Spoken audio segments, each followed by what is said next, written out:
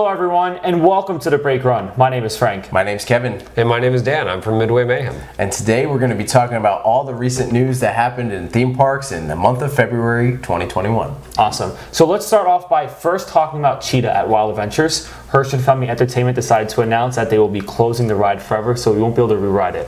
What do you guys think about this ride? Have you rode it? I have ridden it. I loved it. Quite frankly, it was my favorite ride at Wild Adventures. Yeah. I'm very sad to see it go. I think that was a marquee attraction that really put Wild Adventures on the map. Yeah. There isn't any CCI roller coaster nearby in the south. I think I don't even know where you'd have to go to ride it. I liked it, but I also didn't like it. I felt Cheetah was one of those rides that beat me to hell. Oh yeah. So it was not the smoothest ride. I'm sure operational upkeep was not exactly cheap for them and whatnot. So whenever a ride leaves, I always think about what's coming next, though. You know, you can't be sad about that. I look forward, what does Wild Adventures have planned in the future, possibly? Yeah, I would have loved to see like a retrack or something like Ghost Rider, where they just came in, GCI just would retrack the whole thing, get new trains. But unfortunately, we're seeing it go. But again, hopefully it's for a better reason. We get something better in the future. Yeah. We shall see. But moving on to our next topic, we've got a couple other closures that happened, particularly at Universal Orlando Resort, with the Barney Show and Blue Man Group recently announcing the permanent closure. Yeah. So what do you guys think about that? Barney closing and whatnot, it's a long time coming. Yeah. It's one of those things like, I get the fact that families, even myself, we had Barney involved in all of our lives probably at some point or other.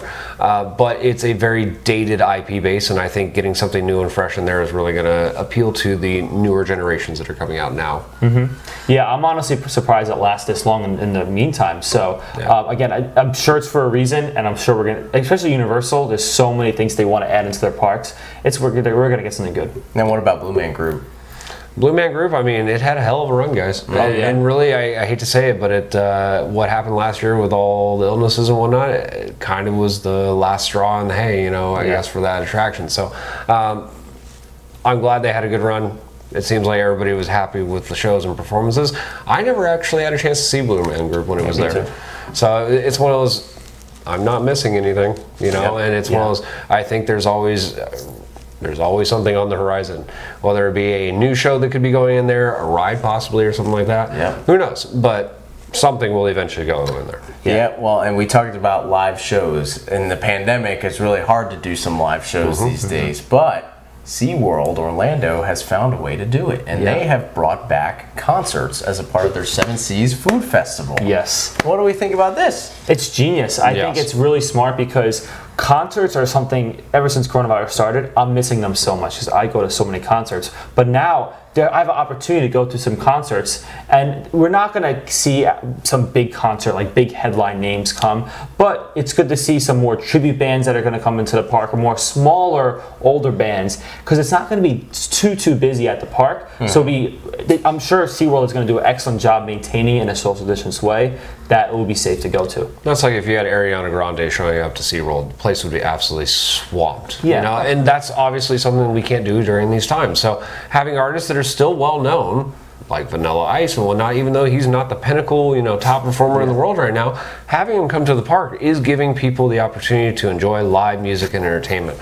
I can honestly say from my own personal experience going to the parks over the last couple months and not having any live entertainment, hearing somebody strum on a guitar is one of the most awesome things to hear right now. Yep. Well, and think about how pinnacle concerts are to the theme park experience, especially for regional parks. You think about how many summers have you spent at your local Six Flags or Cedar Fair park going to the Saturday night concert series, right? So concerts and theme parks are kind of intertwined in their DNA, so it's really nice to see it come back. Yeah, and it's not just for a few weeks, it's for a few months. So I'm hopefully going to get the time to go out and check one out. Yeah, Seven Seas Food Festival is going on for quite a while, and they've got a lot of great bands and concerts that are coming up soon. So now we talked about the virus and how it impacted concerts at theme parks and maybe some other special events, but we're also starting to see a lot of theme parks across the United States announce their reopening dates for the 2021 season. This is awesome. It's exciting, This is really awesome. Now, what do we think about, it looks like a lot of parks are going to be opening later in the season than they typically do, with a lot of the Cedar Fair parks opening in late May around Memorial Day weekend. And then a couple other parks have announced their opening dates as well, but What do we think about this 2021 season that's upon us? I am optimistically cautious. Yeah. And that's the only thing I can say. I would rather wait and know that the parks are open, rides are open, and everything else like that before spending thousands of dollars on a flight, hotel, car, all that stuff like that. So, me personally, I'm not going to be booking anything until probably late April, early May. At the earliest, just to stay safe. I think it's smarter to open up just a little bit later, just in case, like due to local government ordinance, it might be like, hey, you actually can't open up, do a plot twist or something where like California parks are still closed. So it might change. So I think it's smart to just be cautious, be a little bit later as opposed to opening up in like March. Well, and I do think there's a lot to be said of a lot of theme parks with their local government are riding on the rollout of the vaccine. Yeah. And the longer that they push back an opening date, the higher chance they have of America having a higher percentage of those vaccinated and having less restrictions upon reopening. Yeah. With all these openings going on, though, I will say this. Some of the smaller regional parks, if they do not open this year, it's not looking good. Yeah. And that's a very scary thought to think about. We may lose some of the most prominent regional parks around the Northeast and whatnot, and that sucks. So wear a mask. So we can get back to the parks. So last but not least, let's talk about the Big Apple coaster that is in New York, and Las Vegas. So we talked about last time that they got some new premier trains, but unfortunately there was a little incident that forced it to not open up right away, but it did finally open, and it's getting some good reviews. So what do you guys think about these new premier trains? I mean, the fact that they're doing anything to try to make that ride better is a welcome sign. I've ridden it through other generations of trains and whatnot, and it's terrible.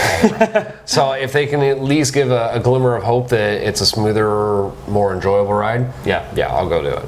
Out of all of the roller coasters you guys have been on a lot, is the old pre-Premier train Manhattan Express the worst you've been on? I haven't been on it, but I'm sure we think of more ones that are pretty rough. I have two coasters that very adamantly stick out in my mind, and it's Cyclone and Six Flags Magic Mountain, the wooden coaster there with the B&M trains. I have never felt my heart literally jackhammering through the entire course. And Flashback, as you're going through, and Flashback was originally an intimate design, but it's got hairpin dives and everything, and over-the-shoulder harnesses. Oh gosh! And you would exit the ride with ears bleeding, pretty much. Oh my gosh! So those two I would say are, but there's a reason why they're closed. I'd say Manhattan Express was up there too.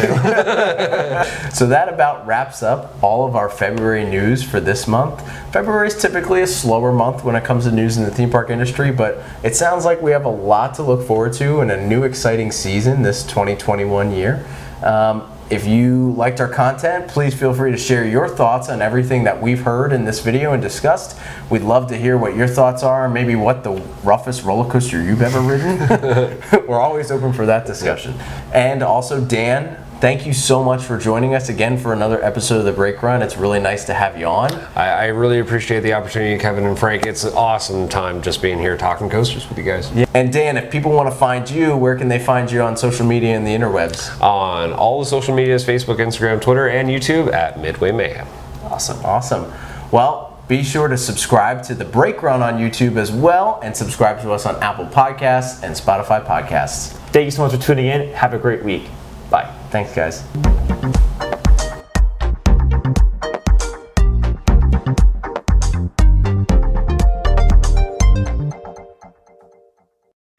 Dan from Midway Mayhem. I can't even talk. Why